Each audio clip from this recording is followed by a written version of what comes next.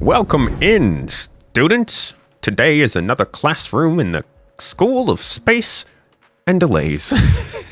Sorry, it's another Halloween special. We're going to talk about the next subject of today, instancing. And for that, we're going to start at the first times that they really talked about instancing very much. Chris Roberts. This was the first place that they mentioned instancing and how it would affect the game. And boy, oh, gonna get it, Taylor, let me tell you, it has changed up. Oh yes, back in my day, if you wanted to instance, you had to go to the store and pick it up. Walking up way both hills in the rain, getting all soaked, your shoes are falling off, little families driving down the street yelling slurs at you. It was such a time. Smart people could not survive. Now you just type it into the little interwebs here, the doodads pull it up and you can read it right. It's like Chris is right here on the webpage talking to me about instancing. Welcome to Professor Tomat's class, where we're going to talk about how instancing has changed between the original pitch of Star Citizen, how it was talked about in the mid 2010s with Todd Pappy running the show, and how it's being talked about now with Richard Tyrer in charge of things and the company more focused on content and driving people towards the game off of realistic plans and more probable outcomes. Let me just go ahead. Sorry, I had to get my voice back. It's the allergies, you know. So today we're starting from, like I said, what Chris Roberts said in 2012. This is 13 years ago now, almost to the day. Instancing was going to be really big in Star Citizen.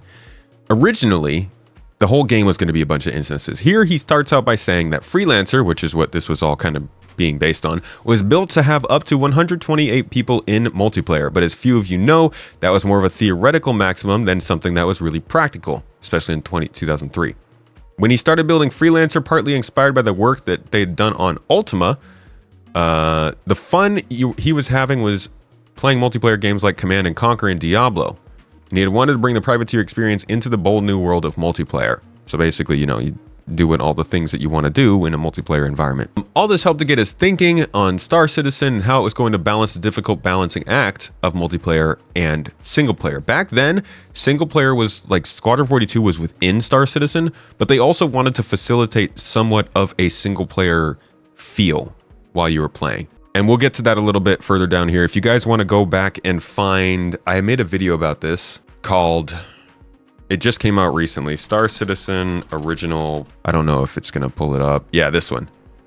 How the Promises Changed, Star Citizen Then versus Now. This goes really deep into this whole idea that they wanted to have instancing really break up the world and offer people a single player experience in a multiplayer environment. And it does feel like that's kind of what they're going for. But as you'll hear here, as we go through this video, there were times when it really felt like they were leaning more towards everything being completely open and not really regarding privacy. And I think they're mainly still headed for that, but they've found this middle ground where they want to instance certain things and make sure to balance it out with properly prepared story environments. And the question now is really, how far are they going to go with it? We'll get to that.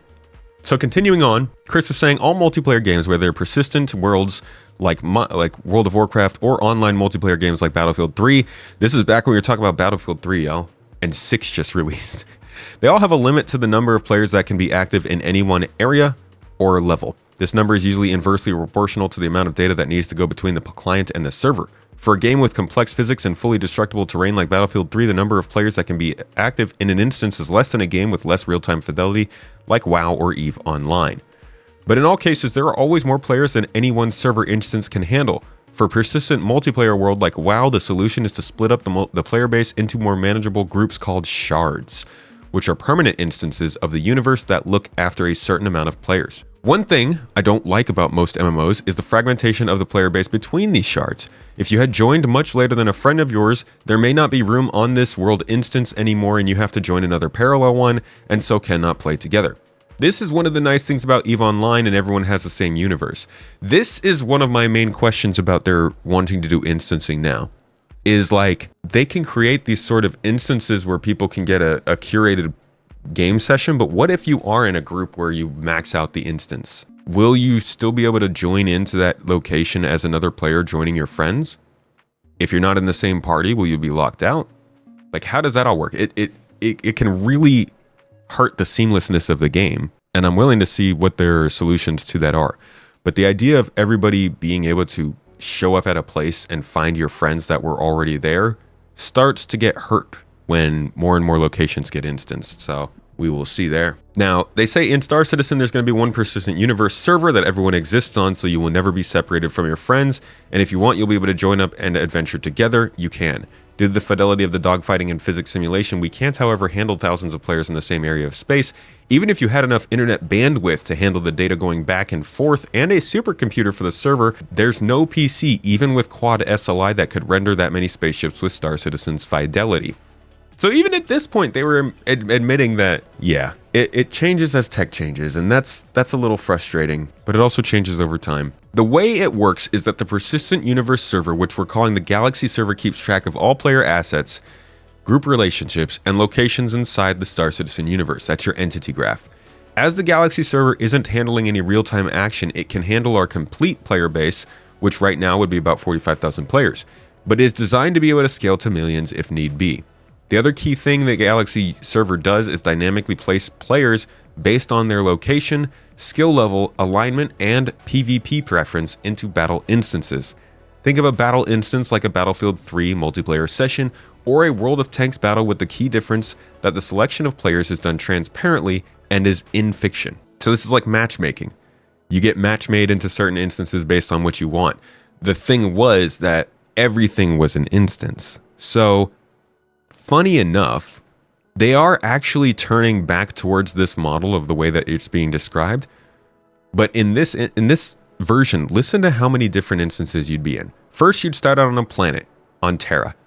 You would be inside of the city, which would be its own instance. You'll be able to interact with other players via a chat interface. We haven't fully worked out the player avatar handling planet side, but the bar or private clubs will be where you can meet or chat with other players. The bars or the private clubs. Besides populating the bar with NPCs, the game will also populate the bar with other players. If there are more players planet-side than there are slots for avatars in the bar, the ones visible to you will be based off your friends list, and then it will be based on relevance to you. A player looking for a wingman, one from a small group, or maybe someone that you've been given a mission to hunt or find. So basically, if you're in like a looking for group thing in the back end, it would put you in this bar with other people who are in looking for group. If you have friends in that bar, it would put you in their bar. But like, the idea of the original set was, they say everybody is in a universe together, everyone plays in the same universe, but this sounds like you would very possibly run into another group of people, or not end up with your friends. I don't know. I think it's still a little bit weird the way that they're saying this. So you'd get your cargo and you would launch into space. If there are players already in orbit, there will be an orbit instance already created. So that's another instance around the planet that you're on. Think of this is the way that Starfield works, or Star Wars Outlaws. If the instance is not full, you'll be placed into it. If it is full, then a new one will be created, and all of those orbital instances will reserve spots for your friends and persons of interest, just like in the bar. Once you're in orbit, you can pull up your navigation computer and set a course for your destination. If it's several star systems away, like Terra, the nav computer will chart a course through the relevant jump points. You'll be able to adjust this like on Google Maps, so if you click a different jump point on the system, it will reroute you, blah, blah, blah. Once you've plotted your nav course, your autopilot head towards the first waypoint on your path. At this point, you'll be headed back to the Galaxy server, back to that central instanced backend. This is determining whether you have an encounter with a hostile, someone that's tagged you as a POI, or a predetermined encounter on the way. Basically, probability volumes that we know of. This also determines if you're going to run across an ongoing battle instance that you drop into with a whole bunch of players. That happens in Elite Dangerous. These encounters could be with an NPC or live players and are sorted on skill level, and also, which is important to all of you that will want a more single player experience that don't want to deal with griefers, based on your player versus player preference. So if you've set your game settings to low PvP and you're in a relatively safe area, you will likely have an NPC encounter as opposed to a PvP one. So there was also the ability to choose if the instances that you showed up in were a little bit less hectic. Obviously that's not a thing now since the space isn't instanced, but who knows, maybe something like that will occur for the open instance locations that we can access. He said, my hope is that for this dynamic is that it will allow people to first play Star Citizen in safer, more single player open world style, but as they grow in confidence and want to test their mettle against other real world players, they can take the training wheels off and get into battles with real players. So that is what they're trying to do geographically now through security and different styles of locations, kind of like with Eve. And that's where they started to turn to throughout time after this. He said, now, if you're playing with your friends who you can link to the game POI tagging system, they will be with you when you're pulled into a battle instance, whether it's against NPCs, real players, or a combination of both. So kind of a single player, multiplayer experience. Once the Galaxy servers determine that you will have an encounter based on the above criteria, it either dynamically creates a battle instance or puts you in one that already exists, and that instance has room for new players. Once the hostilities or event that triggered the dropout of autopilot has been resolved, you can hit autopilot again, get handed back to the Galaxy server, and go on your way to the next nav point. You will always drop out at jump points and planets where you will need to either make a jump into the system or land. The process is continued until you reach your final destination, which in this example would be Terra. The advantage of this system is that it allows you to tailor your experience towards your preference, solo, co-op, or full PvP. It also doesn't partition you into different parallel versions of the Star Citizen universe, as everyone is kept on the persistent server. I feel like that is a complete lie. These instances are persistent versions. I get that they all are working on the same economy and simulation, but you're literally going to jump into a location and see a different version of that location than someone else, because you have different preferences. It's weird to say that you're both going to instance locations and make them work towards your preference, but then also say that this is going to have parallel versions so everyone is kept in the same persistence. You got to pick one. And I think they're trying to split it, but they're definitely trying to give people their preference at the moment. And this is where the conversation gets interesting around, is it right that they're doing instancing more?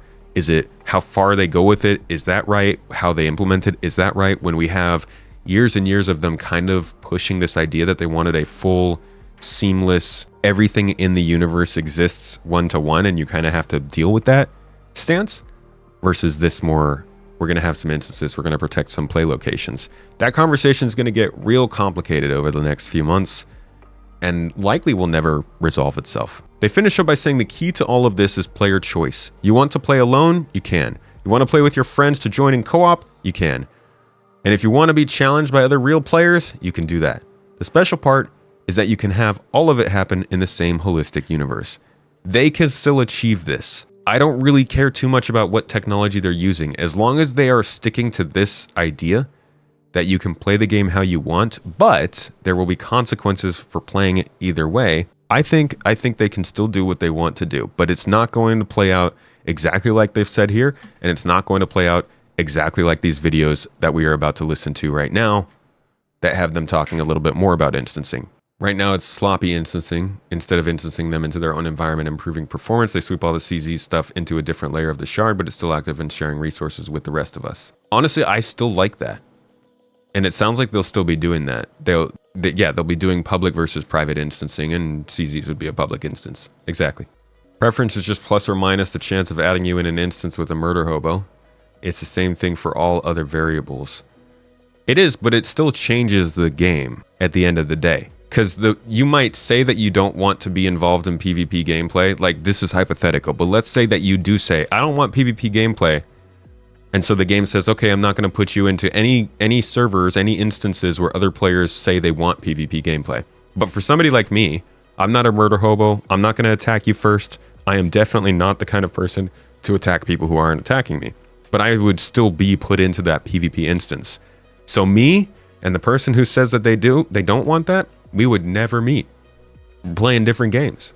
We're showing up at the same place, and there's not a chance that we could actually come to help each other or assist each other or get hired by each other. And that, I think, starts to change the way the game plays. That's why, like, if you're in public spaces, instancing that doesn't sound like a good idea to me. That might be okay with you. I'm saying, as far as what they're trying to tell me, that they're saying everybody's going to have the same experience, I don't find that to be true. Because obviously, when you can change the experience based on your preferences, you are not having the same experience as other people. I'm not saying that's right or wrong. I'm just saying to say that you're getting the same persistent experience, it doesn't track with me. All right, listen to this conversation. This is about a 5 to 10 minute conversation between Jared and Todd. This isn't about mission givers, which was a big topic of today, but it is about hangers, persistent hangers, and instancing in cities. I've referenced this conversation a few times, but I've literally never found it. And then today, while I was doing some research, came across it, realized it would be a great thing to include here. This really shows how they were thinking about Star Citizen from a philosophical level back in, this is 2019, I think? 2018. And you could get an idea of how much that has changed over the years from this. To work later in the game. For instance, will the hangars that we pledged for generate cost, i.e. in a game package? Can the hangars be expanded? Are the hangars persistent somewhere or somehow? So this is something that we're going to have a meeting about next week, in particular about HABs, and I think it also applies to hangars as well. So the discussion is going to be, are HABs instanced or are hangars instanced, just because, you know, if somebody's trying to take off, if 500 people are trying to take off, you know, do we wait in line, that kind of aspect. So, like, most Star Citizen players have a problem if you're waiting more than, like, 10 seconds to get out, I would say. So, more than likely, they will not be instanced. I'm sure CR will want to have something, okay, if 5,000 people want to live on Hurston, and in particular Lorville, then there's, you know, maybe 5,000 apartments. You might have a closer apartment than I. CR might have the closest apartment, kind of thing. I've got apartment 1138 way out on the outskirts. Exactly. So that's, you know, just kind of like the real world. And then we've talked about... Obviously, we've come far since then. I do wonder who it was that made the decision to not do that anymore. If they had to, like, convince Chris that that wasn't going to work, or if somebody else came in and was like, no, we're not doing it that way. Like, was it more of like somebody stepped in and said no? Or was it more of over time, it was a realization that it wasn't working out? Because we're instanced in our hangars now. All right, let's continue on this talk, because he does keep going about instancing hangars and HABs and stuff. And it, again, philosophical.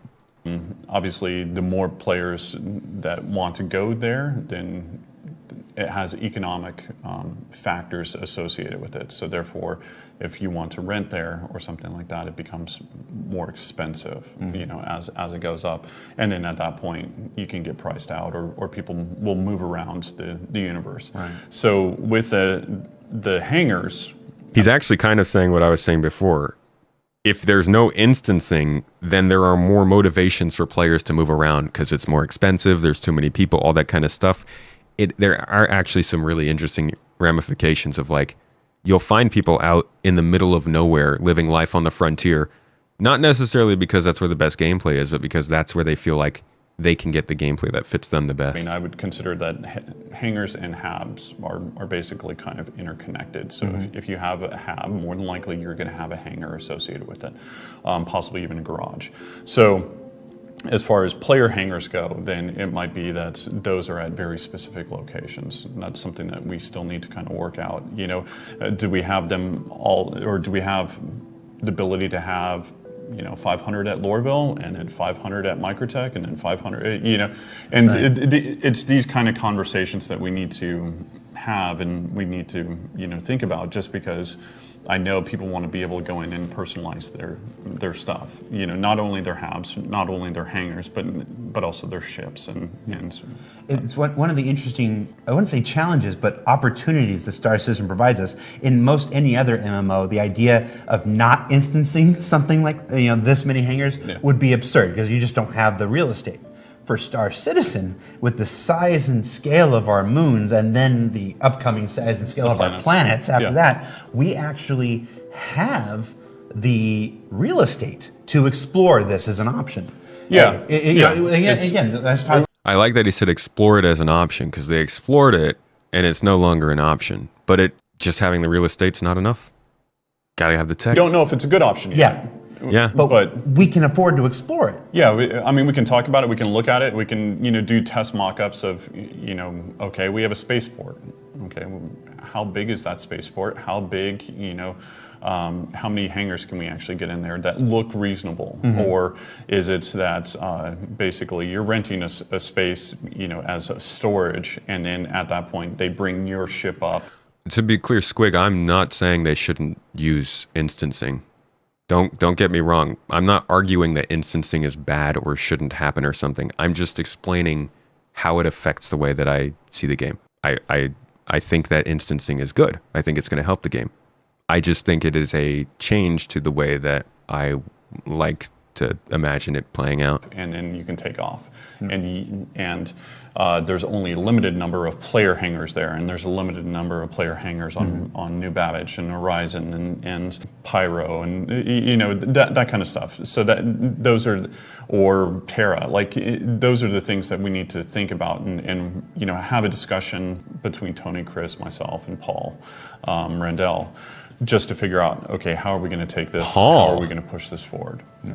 Yeah, it's. I remember when we introduced the idea of land claim licenses back at CitizenCon last year. There was a lot of discussion about how many of these can you actually, put out there. Right. And when Tony did the math, it was like if every single Star Citizen had a 4 kilometer, a plot of land, there was still enough room on one of our larger planets, not one of the smaller ones, one of the larger planets, to put everybody on one planet. And a hangar isn't going to be 4 kilometers. No. So it's hard to wrap your head around that scale. I live this life every day. And thinking about our small hangars versus our medium hangars, Waffle, our welcome in. hangars, there's quite a size difference in there, and we're working towards creating them in a modular way. So then at that point in time, we can actually switch skins, or we can switch colors, or switch building styles, and then we have new hangars. We got a question from the live chat. It says, will there be more mission variations in 3.3? So that, I think, gives a pretty clear kind of sign of they made sure to mention that this was something they were exploring, right? So they didn't promise, oh, you're never going to, everything's going to be real in the world. There won't be any instances or anything like that. But you could hear where they wanted to go in terms of the design of the game. There was an underlying philosophy during these years of, we want everything to be as one-to-one as possible for you to feel like you're living in the universe, which is what every game wants to do to some extent. And you got to make sacrifices to keep that feasible both physically and psychologically for players. But now I want to jump to the way that they talked about instancing in the current day, because these are different people talking now. The names that he mentioned were who? Paul Reindell, Todd Pappy, Chris Roberts, and who else? Between Tony, Chris, myself, and Paul. So Paul Reindell, Todd Pappy, Chris Roberts, and Tony Z were the people who were talking about this kind of design infrastructure back then. Todd Pappy and Tony Z are both no longer working on this stuff. Paul Reindell, I'm not really sure too much of what he's doing. I think is Paul Reindell still there? I don't think he is anymore. No, he is. He's doing the server meshing stuff. That's right. Yeah. So he's director of engineering. I don't even know if he's the boss of Ali Brown, but Paul is doing a lot more back-end stuff recently. So, and then there's Chris Roberts, right? So those are the 4 people who were talking about this design stuff. But I want you to pay attention to who's talking about it now. Ian Leyland has made a lot of progress in the last few years. He's always been around and pretty high up, but he's art director. He's doing a lot more of the talking on camera, and I'm not sure if that's because he's interested in it, because he is moving more outside of art, or just because he's one of the people that can present on camera well. But him, Benoit, who is the CTO, obviously he's going to be involved in this, and the head of Turbulent, and Rich Tyrer is not a name that came up back then. He's not in this part of the video, but he's certainly involved in these kinds of decisions at this point. So but what about keep that in mind as we watch this. Not only is the communication a little bit different on this, but also the people it's coming from. And that could have a difference on it. Where do we get to hone in and craft a bespoke experience here and there, specifically tailored to individual or small group play? Well, that's where instancing comes in. And I'm going to let Benji tell you a little bit more. We're bringing instancing to Star Citizen in 2026. Why are we doing it? and how will it work? So if you've played any content in 2025 in Star Citizen, you know that most of these areas were in actual PvP zones where other players could interfere. Instancing is a means to create an environment where designers can create tailored content that's tuned to a specific group size, but it is also protected from outside interference. Not exactly a performance thing. It's more of a gameplay thing. He's at least saying first for why they're doing this. It's not to say that we don't love PvP. I'm a PvP guy. PvP me, bro. But like most MMOs, a good balance between a dangerous overworld and a protected instances is needed. Right now, we don't have this ability, and this is something we really need in order to give you a sense of progression that is tailored and balanced to a tunable amount of groups, so the difficulty matches the group size. There's a beginning and an end. It doesn't mean that that doesn't fit in our overworld strategy, meaning getting to the instance is dangerous, exiting the instance is dangerous, or can be interfered with others. But at least when you're playing the content, we can actually make something that's curated for one experience. So this is very much about curating gameplay. It's not necessarily like they can't do what they were talking about before, at least that's not what he's saying. But they very much want to curate stuff. And I get that for stories, I get that for mission givers for sure. And I get that for hangers and habs. I think the most interesting thing to talk about here, and it's something we'll be going back to constantly, I think, throughout the years. One of the biggest things I want to ask in an interview, if I can ever get any of these older devs in there, is what Waffle Insanity said. It does feel like they had a vision at some point, and that vision was met with reality. And so they are making changes to fit that reality. But the big question for me is the new people who are more tasked with actually delivering on the vision, or at least what the vision created during its time. Is this change happening because there's just no way to reach the vision, and the people who were talking about it before didn't know it, or were just imagining? Or were these kinds of things always in their mind, and they knew that they would need to do certain things to meet the psychological and technological requirements of this game, but they were saying that stuff anyways? You know what I mean? Did those people always think, we will have to instance mission givers, we are going to have to get story elements into places where people can try them in a curated sense? Or were they stuck on the idea of what they wanted, and trying to deliver that, or fumbling to do so, is what took so long? The mystery of how the design of Star Citizen has changed over the years is such a goal of mine to find out. Just put on my journalist glasses real quick. I have got to get an interview with somebody at CIG who can answer these questions, because it's just really interesting to me. So before anybody says this is only a PvE thing, this technology can also be applied to unlock curated PvP experiences that are as seamless as the PvE ones. So it's not about one thing or the other. It's really about unlocking developers' ability to create curated content. We are assuming a lot. So that said, how will it work? Instancing is really an evolution over static to dynamic meshing. We want your instances to be as seamless as your instance hangers, meaning that when you take an elevator, you exit the elevator, you're inside the instance. A gateway opens, you cross that gateway, you're now into your instances. Could be also a quantum jump into an instance that you don't even see. The transition is just like a dynamic mesh transition. And so throughout the universe, we will be able to add these areas that are open or closed instances that allow you to join in either with a party and have a reserved instance for your party, or join in open instances that has a number of slots. And so some of those areas will be completely instanced on different servers. This allows us to leverage the compute power of the entire mesh. The closed ones will be really to drive one piece of content. You enter and exit seamlessly, just like we do with your instance hangers currently. That's where it's going to be most interesting. Actually, no, both of them will be. Open instances is going to be interesting as well. Because it's like, in terms of dynamic server meshing, if enough people showed up at a place, it would just spin up another server. In this scenario, if enough people show up in a place, does it spin up a new instance, or does it make the instance bigger, or what? There's just so many questions that come from this.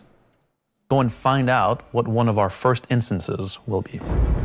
Siege of Orison was an event we did previously, which created a gameplay scenario where the player had to run through. It is like a version of dynamic server meshing. I agree with you there, and it does sound like that's what he's implying too. It's it's a sort of transitionary phase and implementation. It's like a use case of dynamic server meshing. But I never imagined for the implementation of dynamic server meshing that I might cross a server and disappear, or that somebody else might cross a server and disappear. And I'm wondering if that is going to happen with this kind of stuff for the open instances. Contested Islands of Orison. This was a high-paced, high-intensity event, but it struggled a little bit from its technical execution. But now with the introduction of instancing, it gives us an opportunity to evolve it and modify it and make it better for you in a small group to work through that activity. It is an event that I had the honor of pretty much solely designing and building all of the logic and having the stress of trying to get it working. Agent Dooley from the CDF puts the call out for volunteers because basically the Nine Tails have taken over sort of a cluster of floating platforms in Orison. And you are there to kill these sort of lieutenants of this terrorist organization and take back control. So in our current thinking, Siege of Orison is designed for about a 15 to 20 people fire team. So you, your friends, or your org will go in, you'll all have sort of dedicated roles. Some of you might be the tank who brings in the heavy weapons and sort of pulls the fire. Some of you might sit at the back and be the sniper and pick people off who are a bit further to make the advance easier. Some of you will be the medic who sole job is going to be revive and look after the rest of your team and the health of them. And some of you will be the people who push for the objectives to try and get sort of most of the mission done. The event was designed for about 15 to 30 people, but when we released it, we fixed the problem with 2 DGSs on one server that was fighting for resources. And with that, we also upped the player count to 100. So when it first debuted, it was already too full for what it was designed for. It was a massive operation at the time. I think that bringing it back and giving it a refresher will be a fantastic addition back into the PU. So imagine if Siege was a instance that you could go in and play solo, or if it was a public event that you could go with your friends, or you could join up with random players on the server. There's lots of ways that we want to take a look at Siege, how we can make it a more approachable piece of content. I'm excited, to say the least, to bring back Siege of Orison to Star Citizen and to sort of have it be one of the first tests that we have for instancing and really get it back to sort of a core experience point where it should be. So while the next season is quite heavily focused on Nyx, I'm also very happy that we're not really ignoring our other 2 systems of Standard and Pyro, and we're going back there and we're sort of improving and expanding on the player's life in those 2 systems as well. I could see an open system being a really good, really fun for Siege. Yes, and while things like Genesis, interstellar hauling, crafting, Siege of Orison, and more will reveal next year, we'll continue to bring life into the existing universe outside of Nyx. There's still one more exciting use for instancing we're building right now. It's an earlier look than normal, and some of it is still in white box, but we're excited to share the first look at a major content release of 2026, and what it means for progression-based gameplay. As an evolution of our Building Interior initiative, you won't discover it by accident, because when it's complete, it will be found deep within the heart of Levski itself. That actually sounds like something that I'd find by accident, not gonna lie. Like I'm just wandering around Levski and I come across it. We'll see. We'll see what happens here. I do think that instancing can be used to really improve certain situations in this game. I think depending on it, a lot is going to very much hurt a lot of what made it unique to people and what drew people in. But from what we've learned so far, I'm not getting that they're doing that. I certainly can hear the possibility of it, but I am not convinced that they're just going to go in and like replace everything with this tech. I think there's still a lot of love for the open world and the content that you can have within it. So there's so many questions. Like Squig said, they're confusing it too by talking about technological reasons for doing this and technical limitations, like how Siege of Orison didn't play well. But then also when he opens up, he's kind of explaining that their main goal here is to create curated gameplay. It kind of has some crossover with the tech. So is it the limitations or is it the game design? It's sort of the same way they delivered the news about how they want to change the reputation system. Sounds like a little bit of both, but they know if they lean into the game design. If they lean more into the game design explanation, it doesn't come off as straightforward. So that a lot of times the messaging goes around the technological side of things. But yeah, I think there are reasons for this from all different directions, and it's good that they're making a central statement about it here at CitizenCon. These are the kinds of things that CitizenCon is for, making sure everyone gets on the same page with things. Wish they would do this about reputation or security or anything like that. But that is the news we have right now, and what I was going to go back to here was just something they mentioned when they were first starting to test server meshing. They talked about where it would go after dynamic, which could have something to do with instancing. Listen in here. At first, the servers will be bound to fixed zones, that is, static server meshing we have. But we will quickly move to dynamic server meshing v1, where we assign servers dynamically to entity zones based on gameplay and simulation load.